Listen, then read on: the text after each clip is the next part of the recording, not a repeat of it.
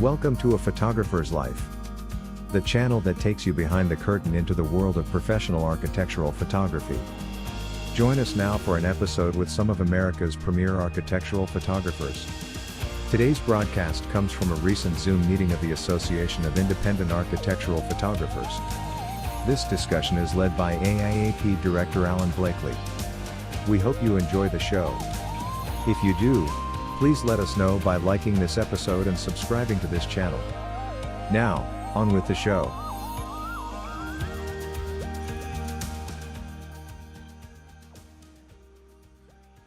So I'd like to welcome everybody to this AIAP discussion. We're going to talk about AI as related to architectural, real estate, aerial photography, all the things that we do, and how artificial intelligence may be impacting us. We've had some questions and some comments that I've received privately that led me to think this was a good discussion to have at this time. So I hope that we can have some input that will be useful and some people that will join us possibly later who had some personal experience that they wanted to share. So maybe we'll get them on board here in just a minute. But first, just wanted to welcome everybody and let's kick this off. I personally have not had any direct experience where AI has affected my business, where my images have been harvested. And the members that have contacted me to this point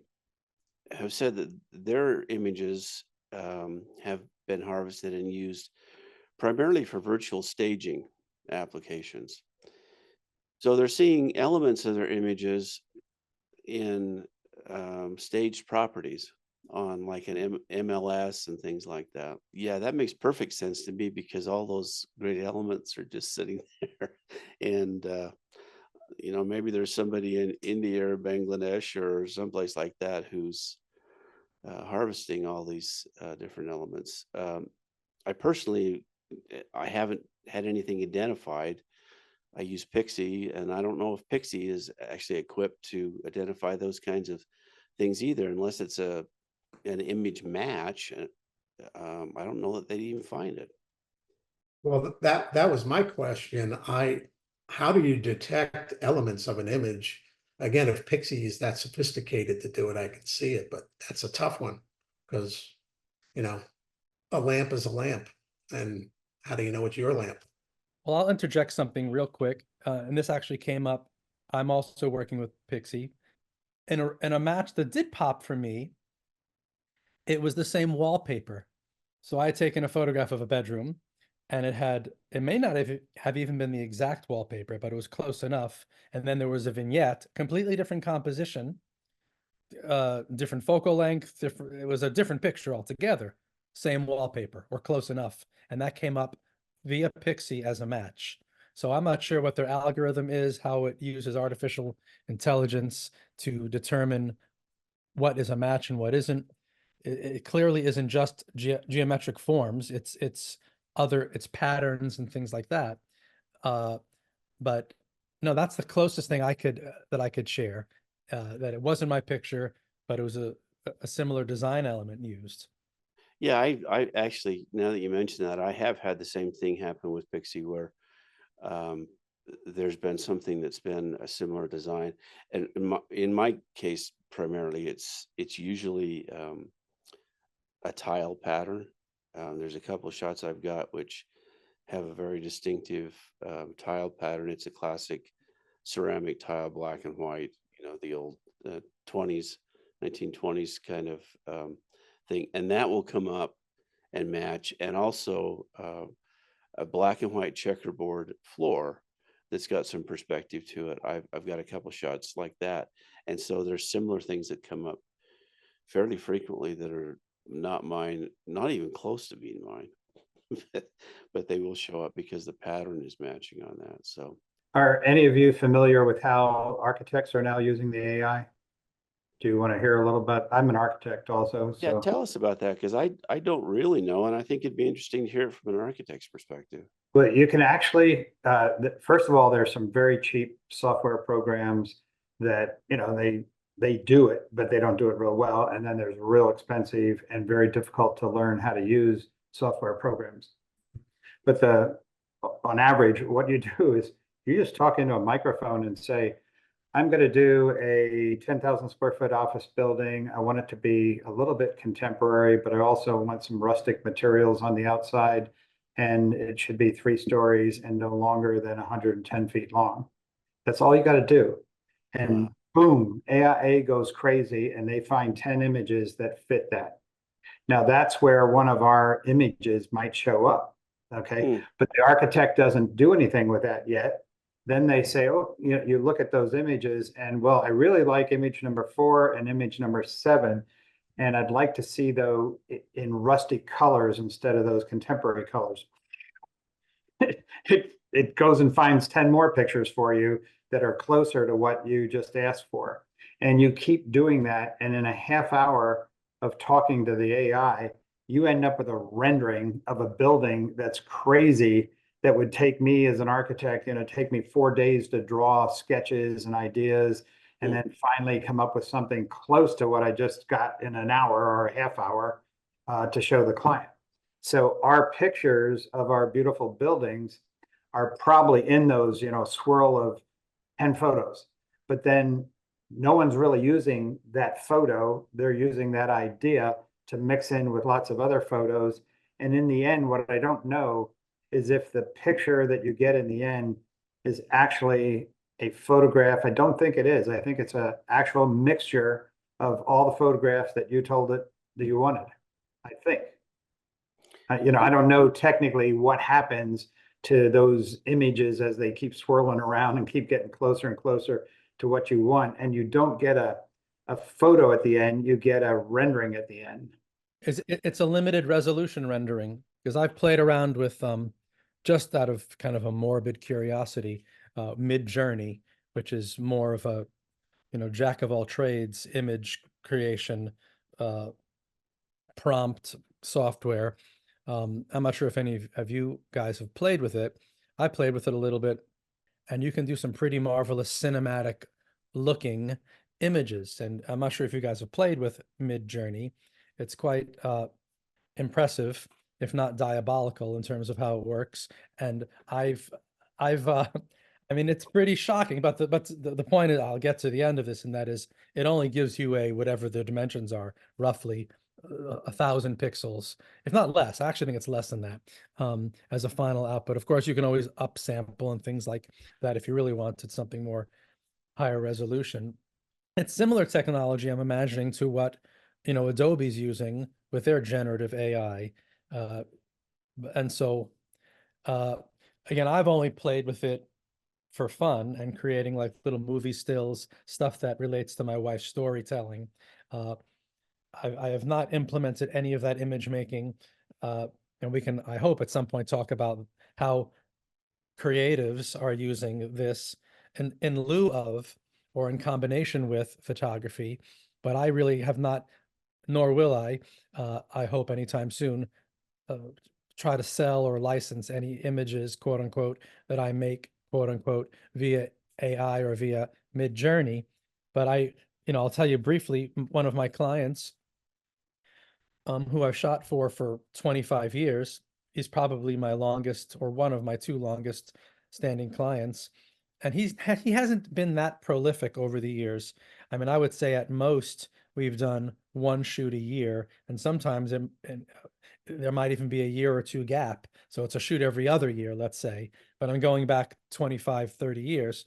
So we've done maybe 18 shoots for him, give or take, most of them in Florida, some in New York City for him. But he has a very active social media following, and he's a super talented guy. And he's got a group of young designers for him who are now with him, I'm assuming, creating all kinds of sexy, cool interiors, because that's what he does, mostly residential, but lobbies and things, via whatever the software is that perhaps you're using, Glenn, to create these knockout dramatic architectural photos, quote unquote, or renderings. And it's all AI. So I actually reached out to him one day, pretty much suspecting and kind of playing dumb. I texted him, I said, wow, that's incredible.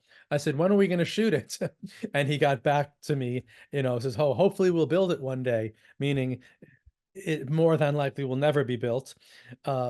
and will more than likely will never need to be photographed. But he's now using these tools to create social media content, and everything looks like him. Interestingly, and I guess interestingly enough, it has his use of materials, his marbles that he likes to use. You know, he's playing with scale. He has dark and light, which again he uses in some of the photographs that I've done for him over the years. So my last conversation with him was, and he pretty much came out and said, "Oh no, it's all nonsense. It's all an illusion. Don't worry. When we have a real shoot, we're gonna get, we'll get together again." But it does speak to the state of the industry from our perspective a little bit, in that, will interior designers be okay with just not, or architects, producing these graphics that aren't from something based in reality? There's a couple people I follow on social media and that do interiors, and that's all they do is artificial intelligence create, assisted interiors.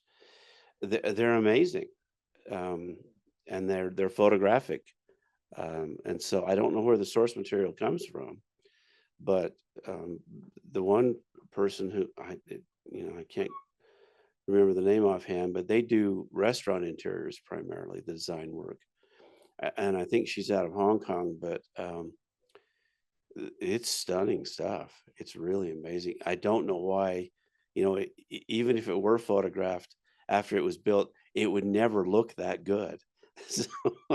So I that makes me wonder about, the potential for compromising our business and the photography that we may do.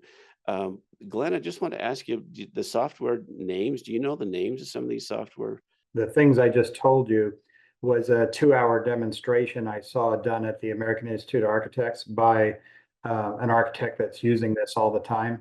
And he showed all the different, he's with a real big company, RS&H, and they showed all the different kind of softwares that they're using. And one thing he did explain is just like AI going out on the web and finding phrases and words and paragraphs and things about what you're trying to tell, all the AI on these programs, they're just looking at every picture that possibly exists in the world and trying to find images that fit the description you give it, the verbal description you give it. And you can, besides verbal description, you can also type in everything that I was saying. You can just type that in and the images just fly back at you in seconds. Like usually it takes about 30 seconds for it to go find 10 pictures that fit the bill. And then each time you narrow it down, it takes another 30 seconds or a minute. But they're just out there searching all of our beautiful photos that are out there. They're searching all those, but they're also searching every other picture in the world to find what you described. So they don't have onboard source material. They're just looking online. Oh yeah, there's no like a place where the AI company or the software company is keeping images. They're looking at every image in the world that they can find. And I would think that their favorite target would be architectural photographers. Yeah. I know they're searching our websites like crazy. I know that some of the other, AI type things like Adobe, they claim that everything is licensed, that they're using. But these other software that companies that you're describing doing the architecture work, that would be a massive, well, Adobe is too, a massive amount of licensing. I question whether that's actually valid, but my guess would be that most of these companies are trying to get away with not worrying about licensing at all. And they're going to do as much as they can, develop their software, develop their clientele and everything else. And then when someone comes down on them, they'll try to figure out what they have to do to, be totally legal. Yeah, I think you're. I don't think anyone's investing a lot up front to worry about that. I'm just an idea. Well, that sounds really accurate, at least from a business model standpoint. Yeah. Let's get the ball rolling and the capital, and then and then we'll talk about the legalities of it later. So that seems to be, at least in the tech world, that seems to be the primary business model. But that's really interesting. I'm not, I just haven't taken the time to look at these other software programs, and nor have I really talked with anybody who's using them, but I know that probably most of my clients are. Sorry, I'm joining late. I hope this isn't restating something. Hi, Alan. I was just listening to a podcast this morning between an architectural photographer and an architect about how he uses AI in his architectural business, and very interesting. It's almost 2 hours long. He was saying how it's not very specific. So that if he gives a program, and there are architectural specific programs, he gives it a sketch of a floor plan, and then it will come back with, well, what the 3D version of that will look like in the morning, in the afternoon, in the daytime, at night. He tells it how many windows he wants, or what percentage of the wall should be windows. He's using it as a communication tool to take the ideas in his head and the ideas in his client's head and create a visual representation of those ideas that allows their design work to move forward. It does do some, he does have other programs that he uses that will do some of the scut work, as he described it, of architectural design. Like if he's got, one window that he's designed, and he can copy and paste it 6 times instead of having to redraw it.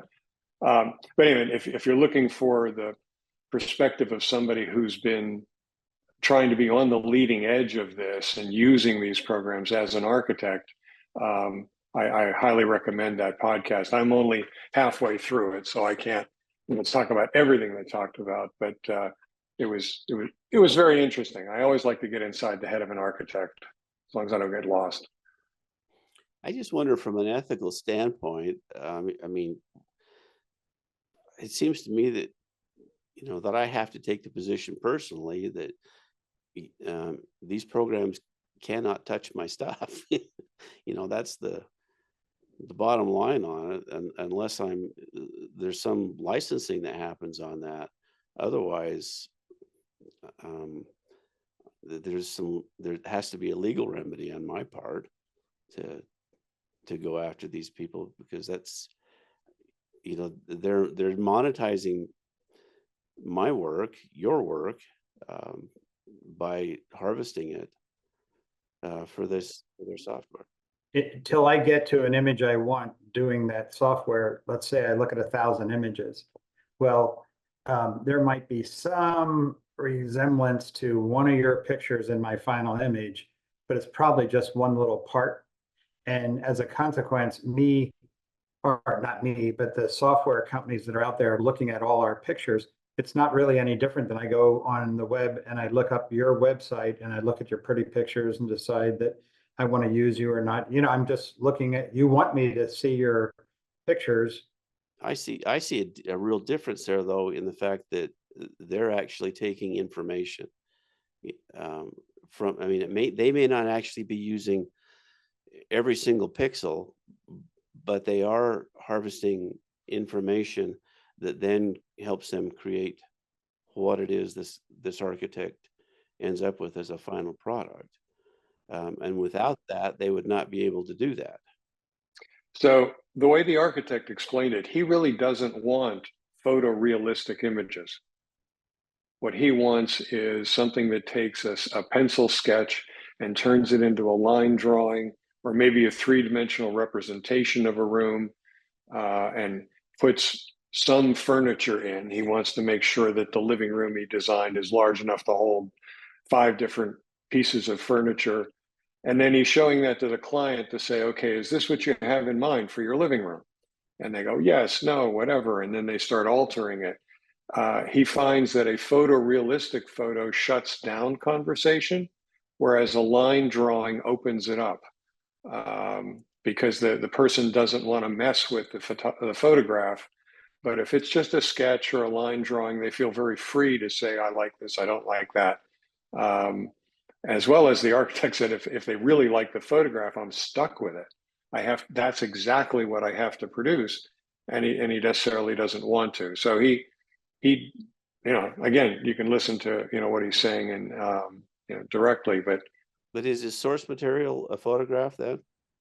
I mean, isn't the basic source material a photograph, even though it gets maybe interpreted as a line drawing or as something that looks rendered? his source material are two things: his own line drawing that he drew of either a floor plan or a sketch of a house or a building, whatever, and then he tells Midjourney, add in some Leonardo da Vinci to it, add in, this artist, this sculptor, this whatever, and give me back images of my work, but in the style that Leonardo da Vinci might have done. And he's using it to, come up with new ideas. I didn't hear anything, and again, I haven't listened to the entire thing, where he was using architectural photography imagery to produce architectural photography. It was, that just wasn't his methodology. That doesn't mean there aren't people who are trying to do that. No, he's using his own source material, and then clearly public domain, Leonardo da Vinci sculptures. Yeah, there's got to be input in somewhere, outside input, in order to have that information available and be able to render something that, that says whatever style you just described. I still find the whole process very troubling. Yeah, it's very perplexing. Yeah, I'm with you, Alan, actually. I mean, this is a very broad, very, very broad topic. I actually didn't think we were going to be speaking on this portion of it. I thought today's roundtable, if you will, was going to be more related to, and perhaps it will be at some point before the hour is up, are photographers in danger of losing photo shoots? Will photography become meaningless? I mean, that's a different conversation, but what you're talking about, and I'll give you my opinion on it, and I agree with you, Alan, this is definitely, to me, opinion, infringement. The question is, to what end? And is it a commercial infringement? So what Jack is saying is this architect is kind of feigning innocence, if you will, by saying, well, listen, number one, we're not publishing these pictures or portions thereof that we're taking from, unbeknownst photographers. We're not publishing them. And in fact, we're distilling them down to some kind of drawing. So how bad really is that? And I suppose if it's an infringement that nobody knows about, primarily the photographer, if we don't know about it, then I guess is not much for us to say. But if we do know about it, and if it is, if there's likeness enough to draw scrutiny, I think it probably, and probably David Deal, the attorney, can speak about this much smarter than I can. There probably is recourse for any image creator to feel like their rights have been infringed upon. I mean, I know this simplistically. Let's say I'm looking through images online and I see somebody's taken one of my photographs and put it on a television within one of their pictures. Now, that's not exactly what Jack is saying, obviously, but it's sort of similar. Or somebody zoomed in and took a portion of one of my images and dropped it onto a TV. So it wasn't even the entire image. Or again, more diabolically, because that's how I tend to think of AI with regards to photography. I think it's more than likely going to borrow practical and maybe even very, very subtle elements from our pictures and immerse them into another image altogether. So it's not as concrete as putting it in a television frame. It's perhaps changing the sky, or putting an arch that was in one of your images into the background of a completely different computer generated image. I think there's the conversation we can have is at what point is it infringement? I think it is infringement. But if we're being damaged by it, that's maybe a different conversation. But I get what you're saying, Jack, and I know you came in a little bit late. I said one of my designers isn't necessarily doing that overtly to me. Lord knows where he's getting his images via Midjourney or something else. But his whole social media campaign over the past, whatever it's been, a year or two, is made up of beautiful, stylistic, AI created images in lieu of photography, because none of these places have been built yet. So I think, and I will listen to the podcast, because I mean, it's definitely, look, I don't want to be that naive. It's a tool, and tools need to be used within the context of what we do. And if a designer or an architect is using this tool to impress a client, and these images that they put together, whether they're drawings or illustrations or photorealism, and we can all agree that some of these images, in fact, are stunningly photorealistic. If nobody ever sees them except a potential client, who really cares? I guess, that's still debatable. I probably would argue that I would still care, but I guess if there's really no harm, no foul, who am I to say, hey, to my designer, please don't do that anymore, especially if you're borrowing pictures from my work to recreate new work that is never going to exist. Picking up on that, Barry, to me, smart architects use sketches and those kind of images you're talking about, and also realistic photography like we take. The realistic photography we take shows that you can design and complete a fantastic building, and when it's up and in the public realm, it looks beautiful, and that's what you want from me as an architect. But all the other stuff that's sketchy and more like renderings and stuff, that's how you prove that you are a designer. Well, I think just a typical client looks at a beautiful building and they have no idea the imagination, the sketches and the design and everything that went through to get there. Yeah, I'll push back just because I think you can tell which side of the conversation and debate I tend to be on. I think you're 100% right. And there's definitely something important to an architect, a builder, a designer to be able to show to potential, real clients, hey, we actually built this thing. It just wasn't a crazy dream I had last summer. And this is real. We can go walk through the space. This is something that we made happen. However, here's where I'll kind of push back. I don't necessarily think if you're relying upon these tools, and lots of people are, and again, to what degree is debatable. I think for the most part, from again, very blanketly said, I think it destroys the creative process. I don't think typing prompts into a computer is coming from the minds of an architect or a designer or any creative person. I think it's just words on a page. And it's not design, it's not architecture, and not that you have to, go out. Listen, I love, and you guys, Alan knows me, I embrace modern technology perhaps more than the next photographer. But this, in the context of this conversation, right? I'm not giving up Photoshop anytime soon, but nor are any of us. But there's a difference between what we do with our tools and what an algorithm does with the same tools. And that's the distinction. And that's what is most perplexing to me as somebody who's a creative in the industry. And we all rely upon these tools to do mundane to sometimes creative things for us. I just think it becomes very dangerous when we give too much of that creative control to an algorithm. I think that's a good jumping off point, Barry, for what we were, the second part of the conversation that you alluded to that I think we should have, and that's about using AI in place of architectural photography, or ourselves using AI to enhance the architectural photography that we do.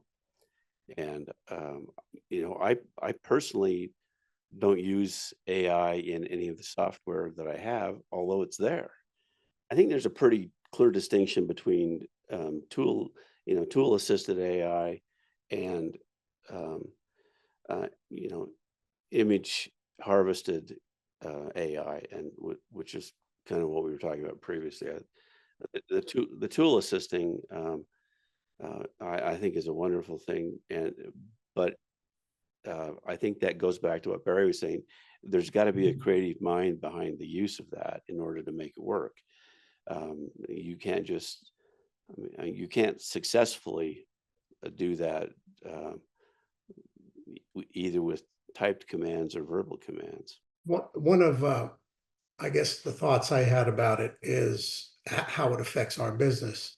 Let's just say there's an assistant in a big company that has an iPhone, and the marketing department says, go take some pictures of our lobby with your iPhone, and then they're able to take it back and feed it into an AI program that will make it look like Alan Blakely's photography. And just say, here's the base image, do your thing, and make it look like a high-end architectural photography. That's sort of a, with the advent of the phones and all these other devices, I would imagine it would be easy to develop a program that could do that. I mean, what do you guys think? As far as I know, that isn't a current capability. There is the ability to take your own writing and say, please do this in the style of Stephen King, and it will rewrite it in Stephen King style, or now make it readable to a third grader, and it will dumb it down to a third grade level. To my knowledge, there isn't anything that will copy Alan's style or any artist's style and redo a photograph in that style, beyond things like color correction, white balance, exposure. But the composition is one of the reasons why Alan's work looks the way it does. He decides where to stand and what lens to use. That iPhone and that intern isn't going to reproduce that. I agree it's not there, but my thought is, I don't think it's out of the realm of reality that something like that could be developed, and it could say, adjust the perspective and adjust the height and adjust the color, and hey, this looks fantastic, and AI did it all. That's my fear. I'm not saying it's there. I'm saying it's a fear that I think could affect our business. Right now, though, we can take any phone picture and put it in Photoshop or Bridge or whatever, and we can make it look 10 times better than it originally was. Absolutely true. Yeah, I think it's conceivable that what Thomas is describing could be accomplished fairly easily if it had the input of people who programmed it with the knowledge of architectural photography. I mean, the first thing I do on every verticals picture is straighten out the verticals. Yeah, I mean, that's the main thing, is straightening the verticals. And crop it to where the better part of the picture is. Mm-hmm. I mean, so your assistant going out in the lobby and taking a shot. First, I take that picture, I straighten out the verticals and crop it, and now it's a halfway decent picture. Well, and adjusting the contrast range and the color balance, those kinds of things are fairly easily accomplished. So now, in terms of the Copyright Office, and I know there's been recent changes in terms of what they consider, manipulated too much or assisted with AI. I know that as of late, they have pretty much ruled that replacing a sky in a exterior picture of a building is not considered enough alteration to claim that it isn't your picture. So you do have grounds to stand on if somebody takes your picture of a building and they change the sky. You still have an argument there. In other words, if I'm providing my client with a finished picture that has an altered sky, it is not considered enough alteration to not be able to be registered under my name. Well, I think we're using AI as a blanket term, and I think it covers a lot. Yeah, and it shouldn't be used as a blanket term, because what we're talking about here in this discussion is how AI is affecting our business as architectural photographers. And let's not confuse where AI is just such an all-encompassing word. Let's not confuse the fact that Adobe has been doing this for 20 years with an eraser tool and stuff like that. It's not AI. So let's not use it that way. You know, let's call a spade a spade. I'm not a computer expert working for Adobe. I'm not exactly sure how the algorithms function, but they definitely have changed. The patch tool, in fact, does, and the cloning stamp looks for pixels within your image to reorder them to arrive at a final product that is, quote, retouched. However, the new tools that they've introduced, these are not 20-year-old tools. These are new tools, and they are, in fact, however they're doing it with their, in the middle of the night, and they're adding the different colored liquids to their cauldron. They are grabbing images to alter your image. Now, I don't even want to have the conversation as to how they're doing it, because I'm not qualified to have that conversation. But it is interesting, and I'll just interject one other thing. Most of what we're talking about is post-production, right? So I forget who talked about, Alan shoots this way, Alan wants it, but then we get back to the computer and we crop it, we fix the keystone, and then my assistant may do this. Yeah, but Alan was still on location shooting. So the conversation we're having right now is about, to what extent should we, or is it okay to, and maybe it's all okay, should we rely upon computer AI? And it's not the same as what you're talking about, Brian. It's far more, it's far better, and it's not just moving pixels around. And I frankly think that it's essential, if you're retouching, to be able to use all of Photoshop's tools as it pertains to retouching a picture. And I don't want to be a hypocrite, because I rely upon them also. But we're talking about post-production, so it's a different conversation. If you want to say what's too much reliance upon the computer when it comes to post-production, that's a different conversation than, do we need cameras anymore? Right. So that's a bigger, deeper conversation. But just to talk about the retouching aspect of it, I'll just say one last thing, and I'll give the floor back to you guys. I think it was Jack who said, what expression did you say, Jack, about, did you say dumb it down? You said, oh, you can dumb it down. I'm gonna dumb down. It was a written paragraph, dumb it down to a third grade level. Well, I'm going to be very sneaky. I'm going to be very sneaky, and I'm going to use that exact expression, and I'm going to apply it to what I'm speaking about, which is our lives as post-production artists. Okay. And I can tell you just from my personal experience, give or take 20, 30, 50% of my life as a commercial photographer is right here in this chair as a post-production artist, as much as it is an in-the-field photographer. So the question is, how much creativity am I willing to give up doing half of my work?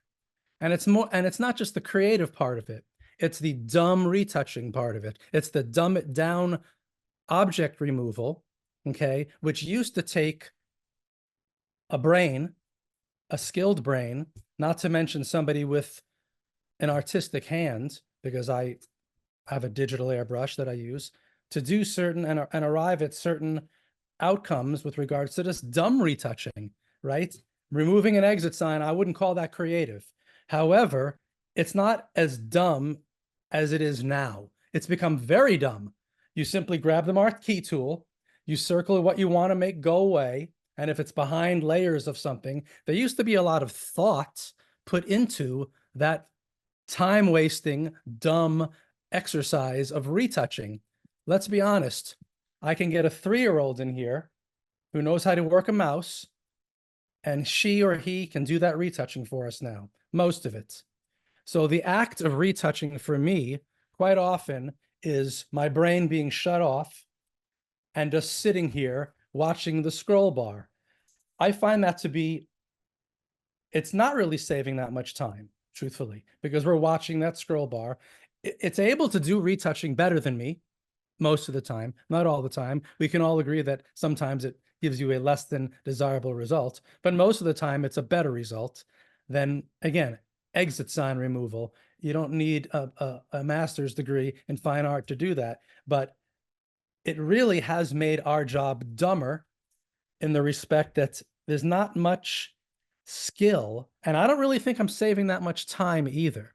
You know, watching that scroll bar is still time consuming. A landscape architect had to take water out of a water feature that produces a series of waterfalls. And we need to shoot because the plantings look great right now. And the feature won't be fixed for, some months. And I showed him how I could add water back in there. I shot this same water feature a year ago. And I, added water to it and said, look, we can shoot on Monday and I'll add water, or we'll wait until it's fixed and we'll hope that the flowers look good. And they said, no, let's shoot it because the water I added looked incredible with ripples and shadows and highlights and everything else. I selected the area where I wanted the water to go. And then I typed in insert dark running water from left to right and pressed OK. And it took me, I had to go through 9 iterations, but I ended up with something that looked good enough because the water feature was not the main focus. We just didn't want it to be empty. Interestingly enough, about 2 years ago or so, before this was really has become what it is today, I was faced with a similar dilemma. I shot a lobby. In fact, I just recently shared this image on my social media from about 2 years ago or so. It was a lobby shot, pretty big, that had basically an open pool in the lobby, if you will. It was a complete construction site with stuff in it and no water, no fish. Okay, it was junk and rocks and whatever else in this big open pool. Well, to your point, your client doesn't want to see a grotesque hole in the ground. They want to see a beautiful pond or an indoor pool. And there was a chain of things that needed to be done. I found images of exterior pools that I had done. And basically, in a more complex version of copying and pasting, I basically brought water from one of my images in, and then the rest. The same thing you had to do, except therein lies the difference, right? Are we typing in to seek out to grab images that we really didn't make to help make our pictures better? And yes, we all do that to a certain degree, even if it's the exit sign, right? Or are we? I mean, it's just the process has changed, and I'm not necessarily saying what you did is wrong, but it's just interesting how technology has brought us somewhere new. Yeah, and I think we all do that. And we all have files of probably fireplaces and things like that we exactly insert here. Reuse the same fireplace for the same last fireplace, 20 yeah. years. I mean, I've got a fireplace from a Yeah. home I lived in 20 years ago that I still use in places where the fireplace isn't finished or that can't be lit or those kinds of things. Right. So, I got fire from old 4x5 transparencies yeah. that I will sample from because I still think film shoots fire better than digital. So I've got I 10 fire shots that I've kind of tap into to drop in fireplaces and so forth. Yeah. Which is kind of fun. Yeah, I quite agree. And well, actually pools too. For some reason, hot tubs and pools, the color somehow looked better, and the motion of the water looked better on 4x5 or 8x10. But that's a topic for the day. Correct me if I'm wrong, but there still are resolution limitations. If I'm not mistaken, isn't it 1200 or 1500 pixels square that that it's actually, and then anything bigger than that, it does get kind of mushy and terrible looking. So depending upon what you're using generative AI for, you It might needs to need be to do it. small. Yeah, it needs to be small, or you can do it in sections, or you do it big and then you go back and do it in sections. You know, I've walked this dangerous path myself many times, Jack. You're not the only one, but I know we're having this conversation. Is it healthy for us? I think the answer is and maybe this speaks to what Brian was talking about. It helps us make money. It helps us be productive. It helps us it helps our images fulfill their potential, I guess, if we can't get them where we need to in reality. And I won't dispute that fact, but you know, I guess what Alan was brought up is this really good for our industry? I don't know. Well, yeah, I mean, I guess let's circle back, and on that, was the guy that Jack put on the balcony a guy that was in one of my images somewhere on the internet. So, or the water. So I don't know. This is a conversation that I think is going to evolve in the coming months and years. And I think we probably ought to bring David Deal on to maybe clarify where things are legally. So, let's decide that this continues at some point here in the next month or two. I'm going to wrap this up, and as with our meetings, as we started this year with a new format, please stay on if you'd like to chat with other members here. But we'll wrap this up, and I appreciate everyone's participation. This has been a really good discussion, and I think it will be really valuable to re-listen to. And for those that were not able to join this discussion, which is most of the membership, we're only a small handful of the membership that showed up here today, but this will be a really valuable tool. And so again, thank you to everyone. Have a great rest of your summer. We'll schedule another meeting here in about another month, and I'll let you all know when that is. Until then, I wish you all the best. This has been another episode of A Photographer's Life. If you've enjoyed this program, please let us know by liking this episode and subscribing to this channel. A Photographer's Life is brought to you by the Association of Independent Architectural Photographers. This episode is copyrighted and may not be used in full or in part without the written permission of the AIAP. Please join us again soon for another inside look at the world of professional architectural photography.